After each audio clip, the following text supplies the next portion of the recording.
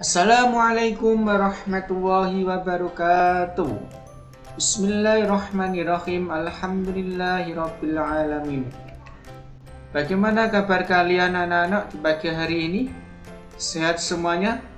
Semoga kalian selalu dalam lindungan Allah Subhanahu wa taala dan semoga hari-harimu penuh dengan kebahagiaan. Anak-anak yang Bapak sayangi, pada kesempatan kali ini di semester 1 tahun pelajaran 2018-2019 kita akan belajar yaitu tentang materi kelas 8 iman kepada kitab-kitab Allah Subhanahu wa taala.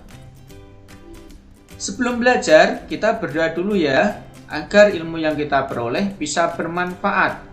Dan lebih dari itu, ilmu yang kita peroleh bisa kita praktikkan dalam kehidupan kita sehari-hari.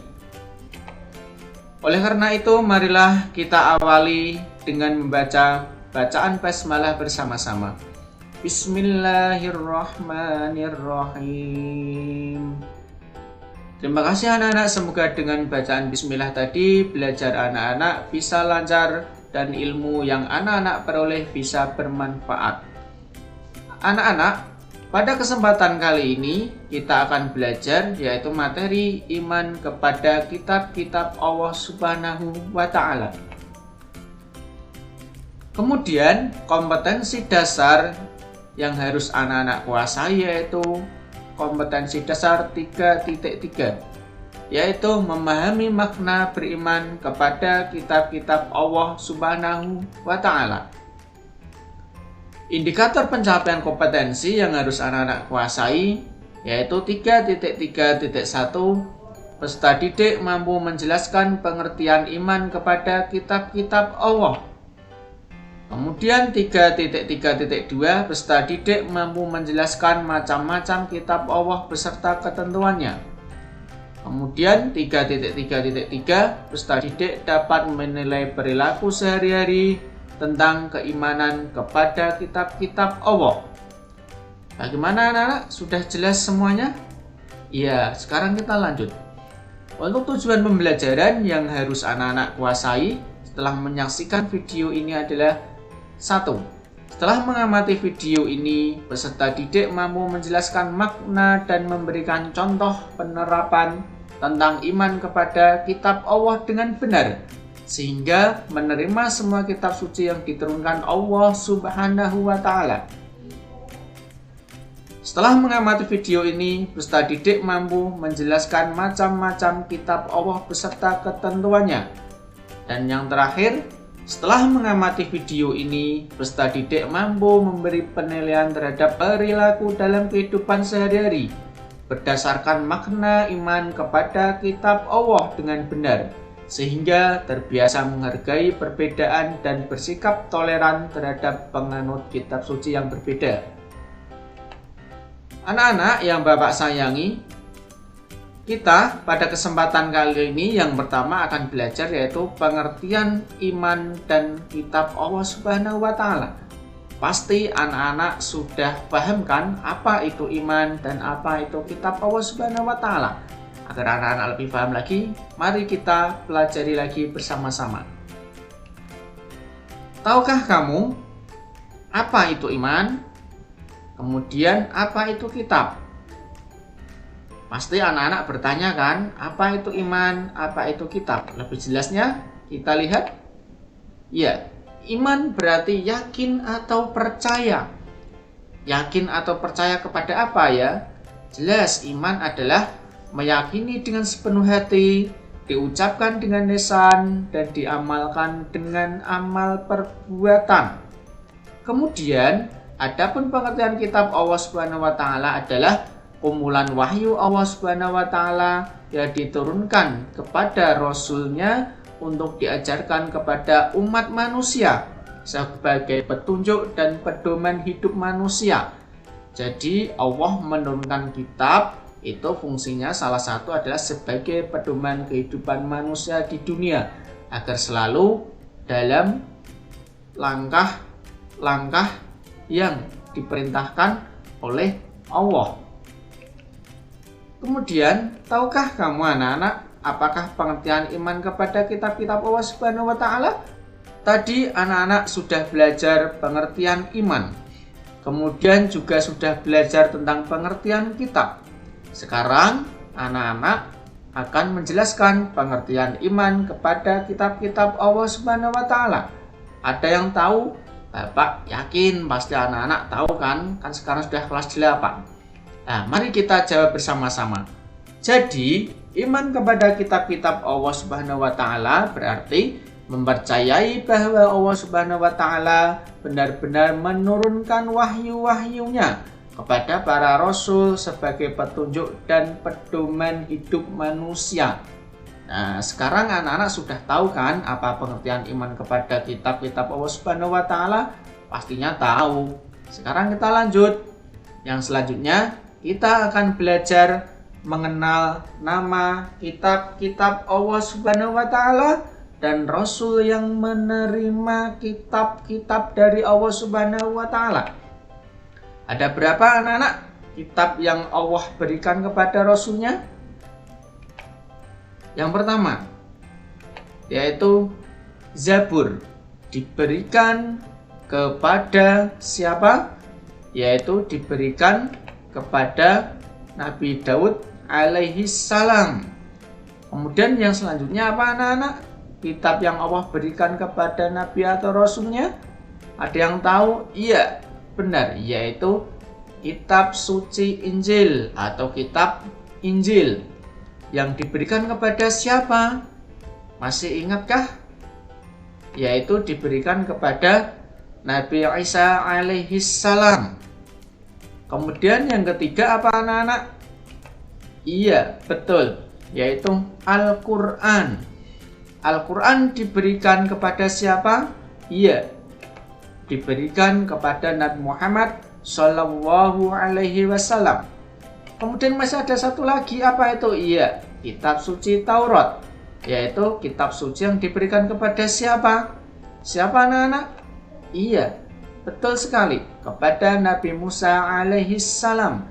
Berarti jumlah kitab yang Allah berikan kepada Rasul atau Nabinya berjumlah berapa? Iya, berjumlah 4 kitab yang wajib dipercayai, yang wajib diimani oleh seluruh umat manusia bahwa Allah telah menurunkan wahyu-wahyunya melalui 4 kitab yang Allah turunkan pada Nabi dan para Rasulnya.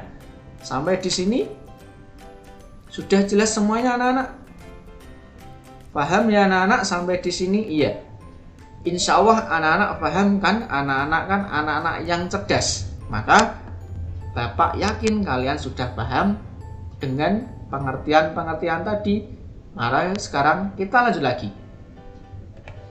Yaitu inti pokok ajaran kitab Taurat adalah 10 peraturan Allah Subhanahu wa taala bagi kaum Bani Israel.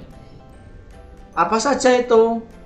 Dari 10 peraturan tersebut terdiri atas 3 perintah dan 7 larangan sebagai berikut.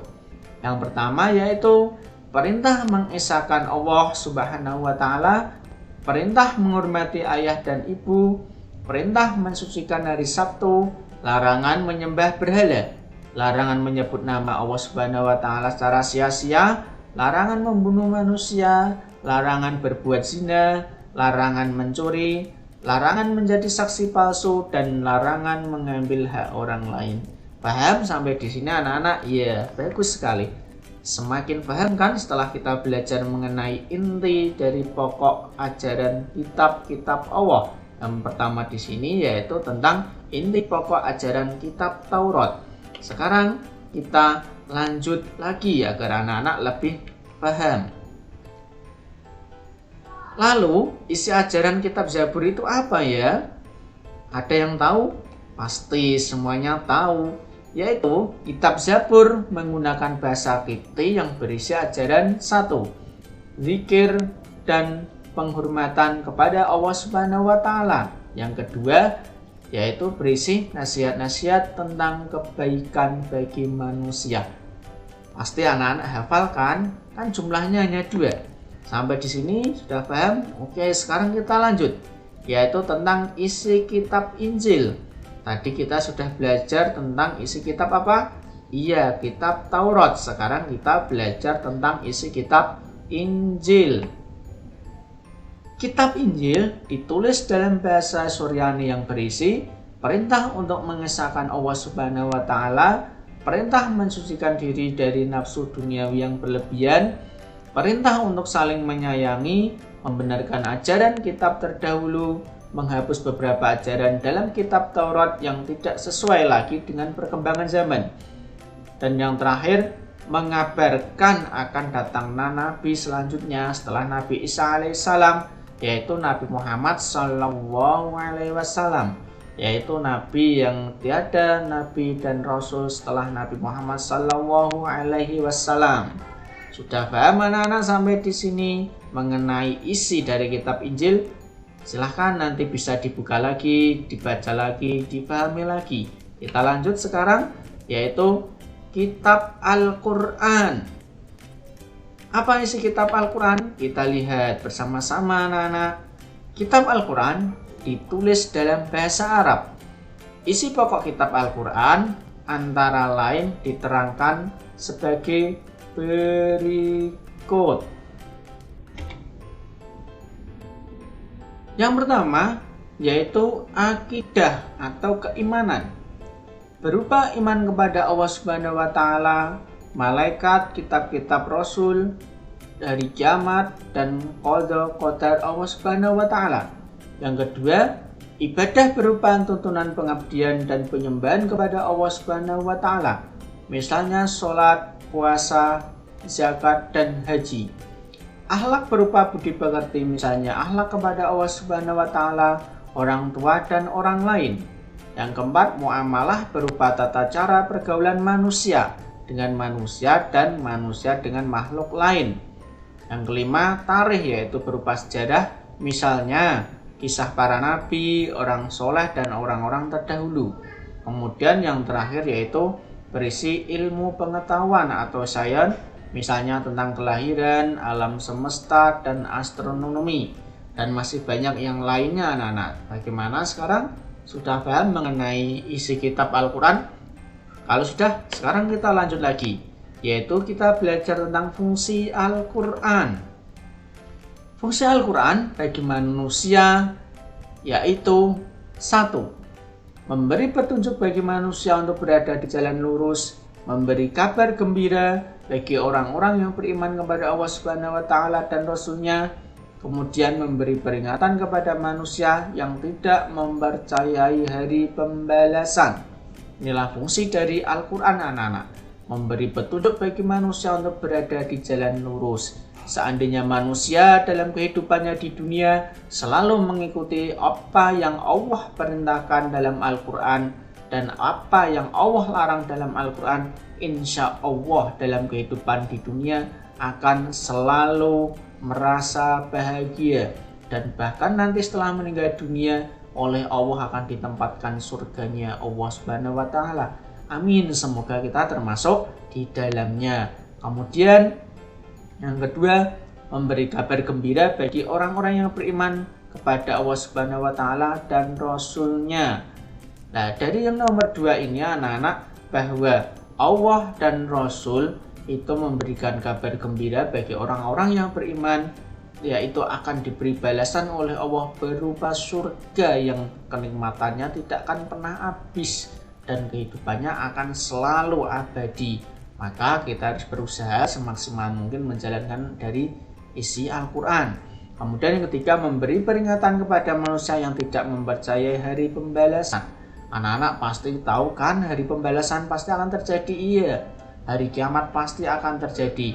Dan kita sebagai manusia yang beriman harus percaya bahwa Al-Quran itu adalah memperingatkan kepada manusia bahwa hari kiamat pasti akan terjadi. Dan kita sebagai umat muslim mempersiapkannya dengan penuh ibadah yang sungguh-sungguh. Sekarang kita lanjut. Sekian dan terima kasih atas perhatian anak-anak. Selamat belajar. Kemudian Bapak akan memberikan sebuah puisi kepada anak-anak. Tempat indah tak terlupakan, sangat elok penuh cahaya. 4 kitab Allah wahyukan, kita wajib untuk percaya. Sampai di sini anak-anak, Bapak akhiri. Wassalamualaikum warahmatullahi wabarakatuh.